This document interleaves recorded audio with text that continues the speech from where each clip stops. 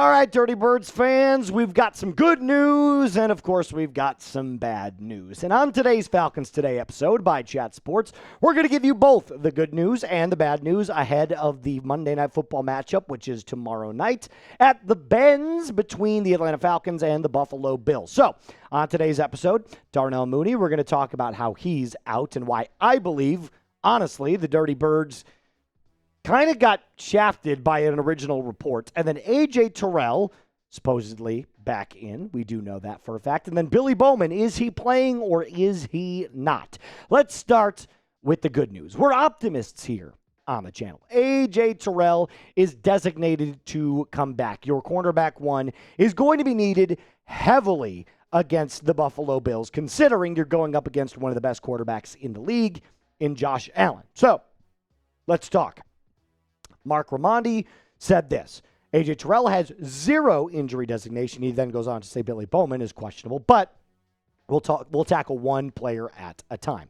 The first thing I want to say is it feels like the Falcons really can't catch a break, right? As soon as you get A.J. Terrell back, Darnell Mooney's out. And as soon as Darnell Mooney's out, you hear things about Billy Bowman. It's just like, can we get some positive news? Just positive. That's it. We don't need any other designation for any other player. Can we just get the good news that A.J. Terrell is back? But that's not how the world works. So, most likely what you're going to be looking at is that A.J. Terrell will be taking on Khalil Shakir on Monday Night Football. Shakir primarily plays out of the slot, but he is easily the best wide receiver on the Buffalo Bills. I know a lot of people think Keon Coleman is one of those players, but the truth is he's just not quite there yet. He has a lot of developing that he needs to do in his NFL game before he's ready to take that next step. So it is Khalil Shakir as their number one. Now, AJ is going up against what I like to call a wide receiver by committee.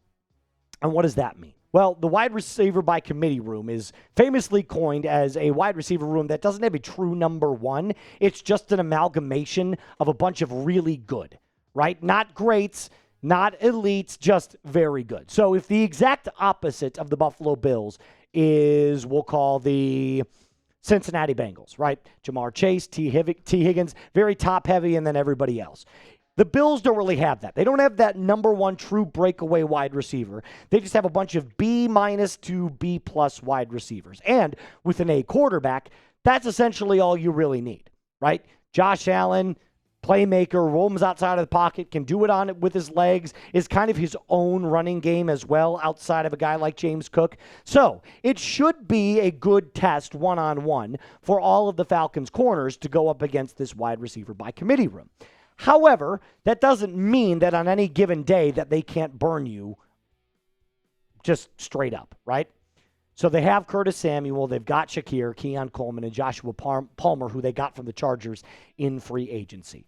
It should be a pretty solid matchup between the Falcons corners and the Bills wide receivers. And with the additions that we've made on the defensive side of the football, I do believe that this will be a lower scoring game between the Falcons and the Bills. I know there's a lot of Falcons fans that get down to the comment section and they're like, no, they're going to get fucking slaughtered.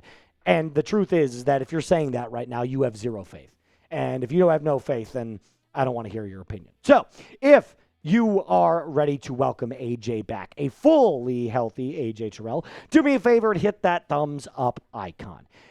It just shows me that you're a real Falcons fan that believes the highest and that believes that we can shut down these Bills wide receivers. Speaking of wide receivers, let's talk about the bad news. I'll go Darnell Mooney.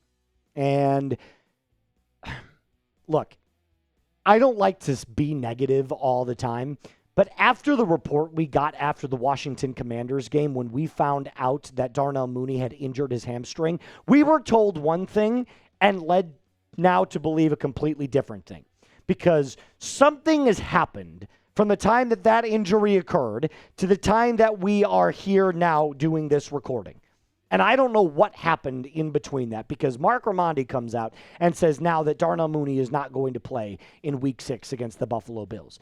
But weren't we led to believe from one highly touted NFL reporter that he wasn't going to miss time?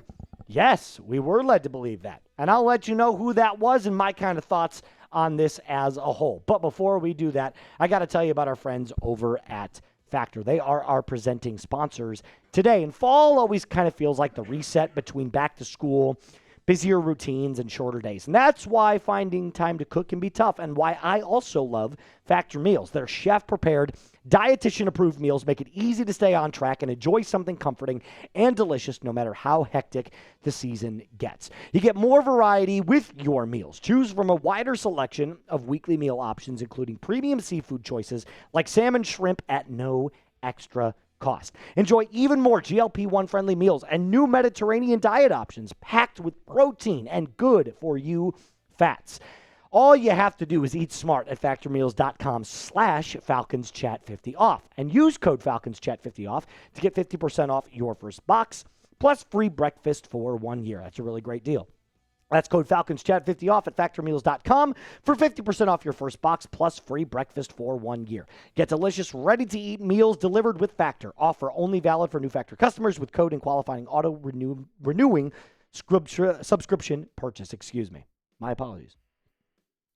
All right. Ian Rappaport came out and said that Darnell Mooney, this was right after the Commanders game, by the way, had injured his hamstring and was not expected to miss any time. Now, why does that matter to me? Well, if Ian Rappaport, and not saying that these guys get everything 100% correct, but they do pride themselves on a very strong hit rate, right? They wouldn't come out and say a trade is going down between X team and X team if the trade wasn't for sure going to happen. So why should it be any different when they put out injury news? So here's what has happened, at least according to Moose. Either, one, they're downplaying the injuries when they get the reports, in which case they shouldn't be reporting on them.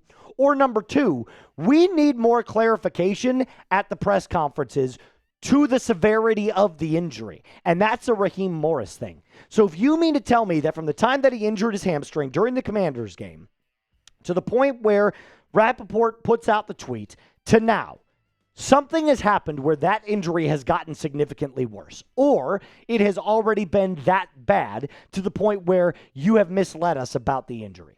And the reason I say it's a big deal is because Darnell Mooney is a key piece to this Falcons wide receiver room and this offense. An offense, by the way, that has struggled at times to move the football and put points on the board. So it does matter. It absolutely matters. It's not like he's been amazing this year. He's kind of been actually a disappointment. But it almost feels like he's still trying to get his body right.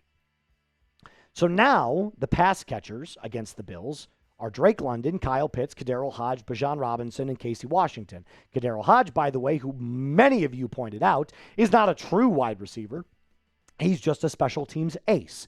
Well, he hasn't done anything on special teams either. So if you could take out KhaDarel Hodge on this as well, you have Drake London, Kyle Pitts, Bijan, who has been kind of like your wide receiver too, and Casey Washington.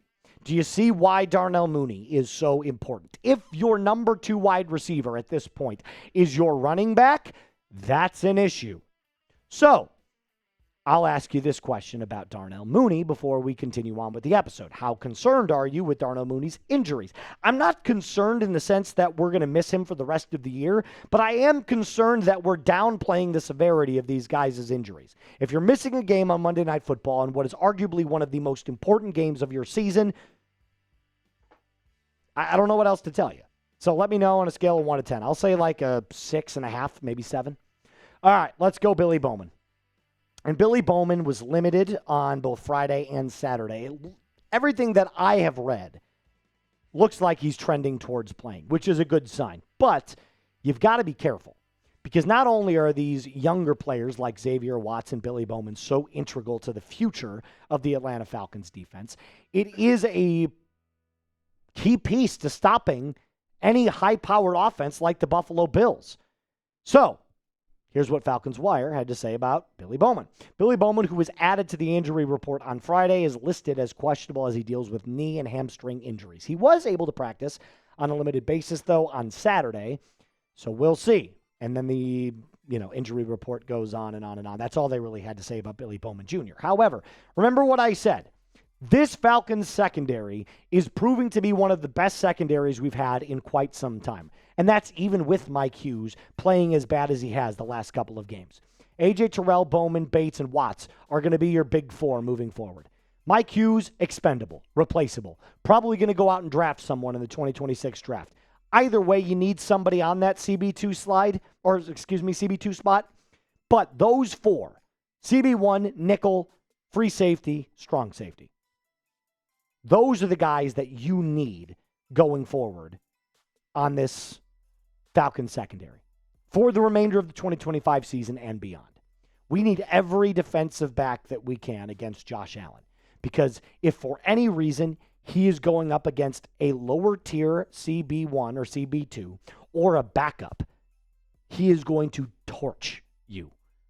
So you got to rely on the pass rush to make his life a living hell. You can't let him get out and use his legs, and you've got to play super clean, smart, and lockdown football in the secondary. I still believe the Falcons can win this game. Do I think it's going to be close? Hell yeah. Do I think the Bills at any given Sunday can torch any team? Of course. So would it shock me if the Bills went out and won this game 35-10? No. Do I think that's going to happen? No. Either way, you predict the score of this game down in the comment section down below. Right now, I'm trending towards the Falcons winning this game. I've got a gut feeling about it. I had a gut feeling against the Commanders. I'm going to ride with the gut. My gut tells me this game is won 25-24. Give me the Atlanta Falcons. Give me the Atlanta Falcons. That's going to do it for us on today's episode. A reminder to hit that sub button. Hit the like button if you haven't already. And if you're ready for Atlanta Falcons football, we will see you at our watch party tomorrow evening. A reminder to rise up and be cool.